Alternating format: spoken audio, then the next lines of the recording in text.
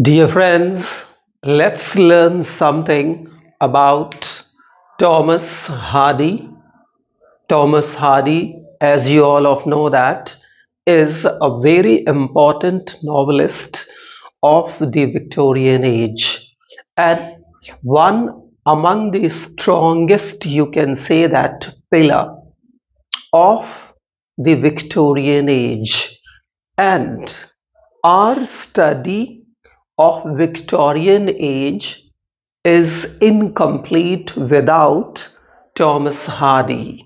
So let's look at these bullet points that I have brought for you with this hope that these bullet points will definitely help you develop your understanding of Thomas Hardy. So let's begin.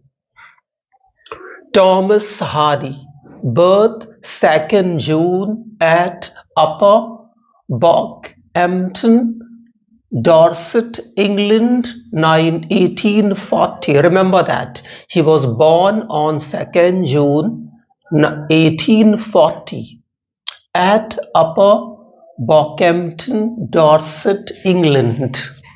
Death 11th January 1928.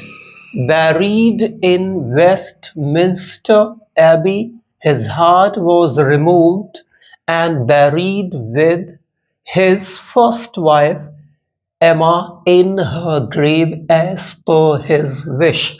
So remember, Hardy was born on 2nd June 1840, means Victorian age had just begun, because you know that Victorian age begins with the crowning of Queen Victoria in the year 1837, and exactly 3 years after the commencement of Victorian age or the beginning of Victorian age, he was born. Died on 11th January 1928 and was buried in Westminster Abbey. And since he wished his heart to be removed from his body after death and to be buried in that pit or grave, his first wife, Emma Dugdale, was actually buried or put. So, as per his wish, his heart was removed from his own body and put inside the grave of his first wife, Emma. Father Thomas, Master Mason. It means this Thomas, he was named after his father.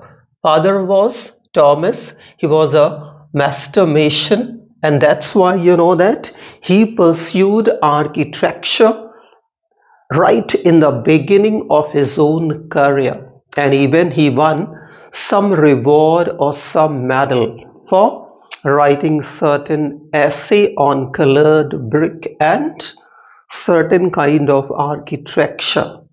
So he pursued art. So he pursued architecture. Why? Because his father was a mason. Mother Jemima inherited love for reading from her. Name of his mother, Jemima. She was interested in reading. She was fond of reading. So he got this love of reading from his mother, Jemima. Then first marriage with Emma Lavinia Gifford. Sorry, I said Dugdale. Just his second wife. First marriage with Emma Lavinia Gifford, 1874. 1874, important year. Why? Because 1874 was the year he tasted success as a novelist. Why? Because his greatest work, Far from the Madding Crowd, came. and brought him great success. And the result of this success was that he pursued the career of a novelist in a serious manner and came one after the other with so many great novels. So, the year he married was 1874, and the year his great novel Far from the Madding Crowd title comes from Thomas Gray's elegy written in Country Churchyard. Remember this, that he borrows the title of his novel Far from Madding Crowd from Thomas Gray's elegy written in Country Churchyard. So 1874 he married just Emma Lavinia Gifford, though this marriage was not a successful marriage at all. Why? Because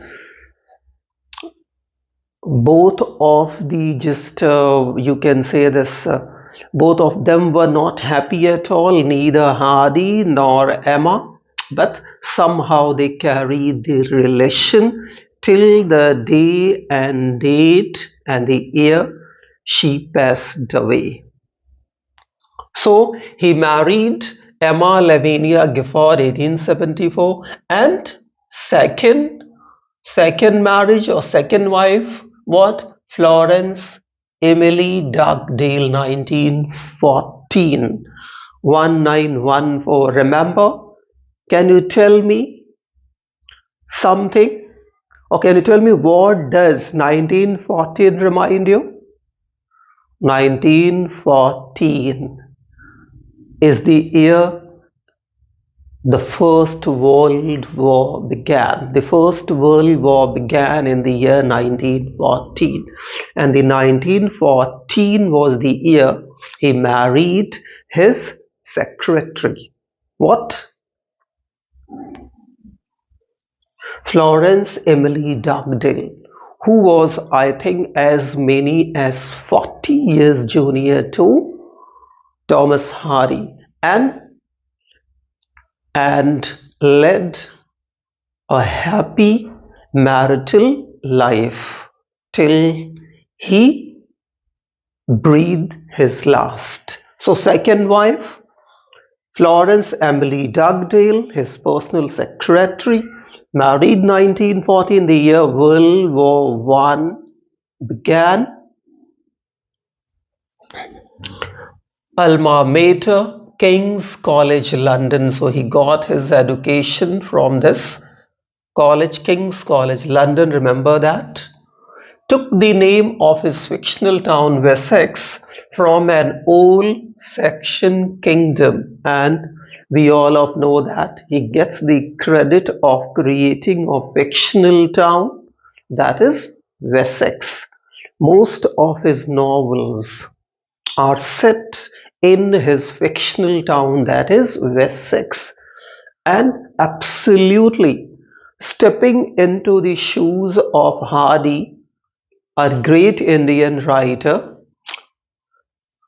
R.K. Narayan also created a fictional town, Malgudi Days, and in the fashion of Hardy, just William Cuthbert Faulkner also creates a such town, Yoknapatawpha, in his novels. So he created a fictional town, Wessex.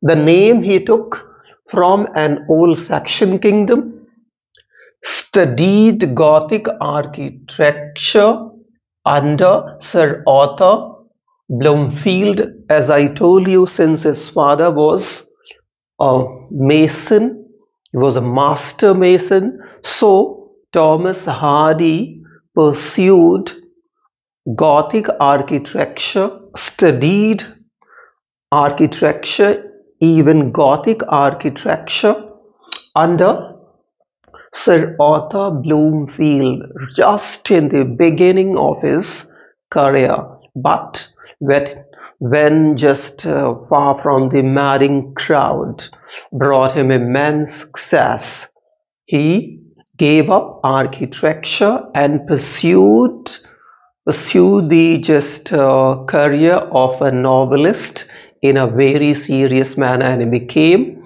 a full-time novelist. Won medal of the Institute of British Architects for writing an essay on colored brick and terracotta architecture. As I told you, just he won the medal for writing an essay on colored brick and terracotta architecture. Got Order of Merit in 1910. In 1910, he also got an honor of the Order of Merit, called Dionysus, the longest English drama in existence, and called magnum opus. So Dionysus is, I think, you can say this is a closer drama, probably divided into three parts, just covering those invasions or the war Napoleon was involved, and he called him the longest play in existence in English language at that time, and he even called Dionysus his epic drama his magnum opus, his greatest work.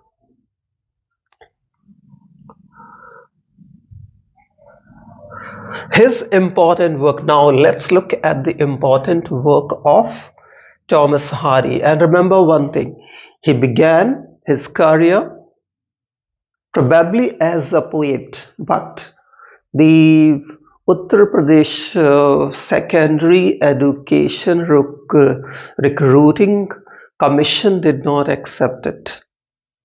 But as per my understanding, as I have read in certain or some books, he began his career as a poet and also ended up his career as a poet.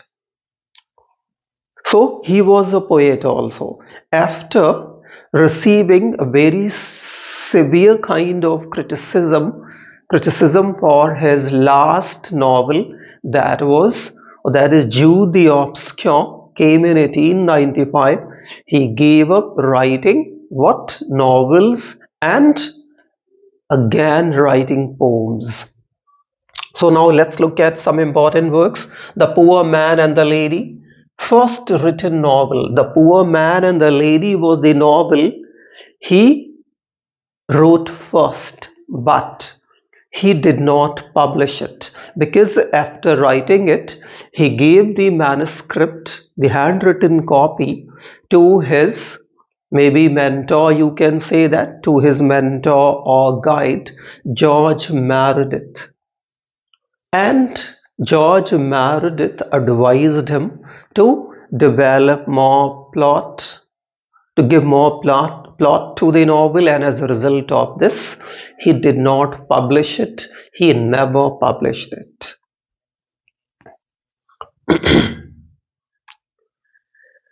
That he did not publish on the advice of George Meredith. Then Desperate Remedies, first published novel, 1871. Remember that. Desperate Remedies, first published novel and second written novel. If you have a question,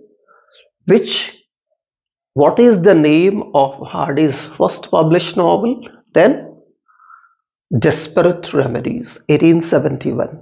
And if question, what is the name of the first novel written by Hardy? Then The Poor Man and the Lady, but he never published it. So first published novel, Desperate Remedies, year 1871.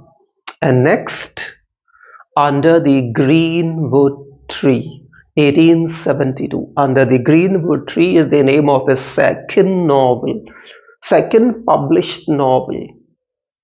Under the Greenwood Tree title comes from Shakespeare's comedy play As You Like It. Remember these important facts. Under the Greenwood Tree, 1872, second published novel. This novel has a subtitle, what? A Rural Painting of Dutch School. Remember that. Remember the subtitle. What is the subtitle of Greenwood Tree? A Rural Painting of Dutch School.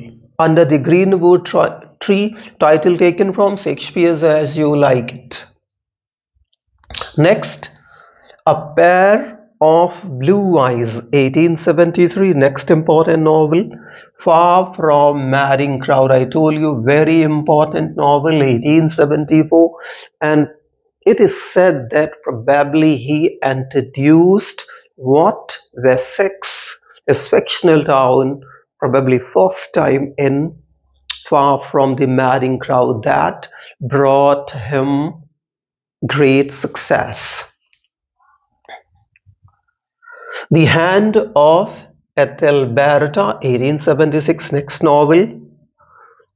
Subtitle of The Hand of Ethelberta, what? A Comedy in Chapters. Then Return of the Native, 1878, important novel. The Trumpet Major, 1880. Remember, this is the only one historical novel from Hardy. The Trumpet Major, 1880, is only one historical novel written by Thomas Hardy. Then, very important novel, The Mayor of Casterbridge, 1886. The subtitle of the novel is The Life and Death of a Man of Character. The Mayor of Casterbridge, a very important novel of Thomas Hardy. And what is the subtitle of The Mayor of Casterbridge? The Life and Death of a Man of Character. And who is this man? He is none other than Michael Henchard, who begins his career as a hay trusser and rises to the position of mayor of a town, Casterbridge. But again falls to the ground, dashes to the ground. So very important novel. Then Tess of the Yuba-Valley, 1891. This is corrected.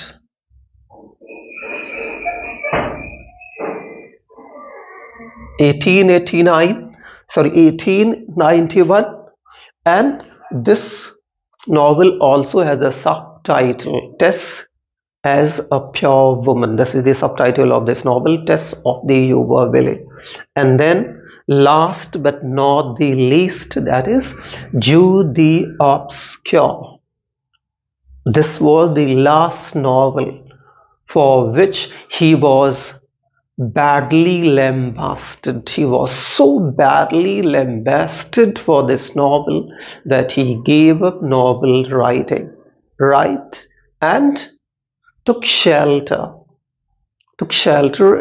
by composing poems. He started composing poems. Why? Because he was severely or badly condemned for Jude the Obscure, and some critic called it Jude the Obscene. Why? Because first time he vividly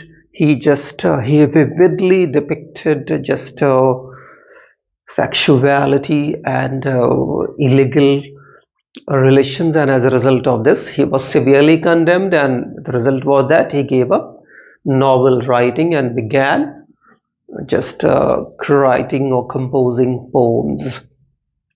So dear learners, these are the important facts that you need to bear in mind and you need to understand, because these points will definitely help you develop your understanding in this Thomas Hardy. Very soon I'll come with the summary of his certain novels. That's it in this video, my dear learners.